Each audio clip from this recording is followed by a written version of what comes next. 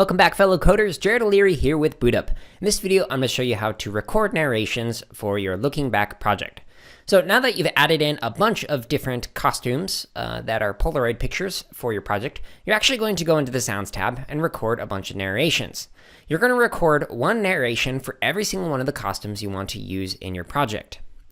Once you finish those narrations, you're then going to record an introduction, so an intro, and an outro, which is like a closing. So you'll introduce what your project is about in one of the narrations. You'll have a narration for each one of the photos you're going to share, and then you'll have a narration that will close out the project and basically thank people for watching it.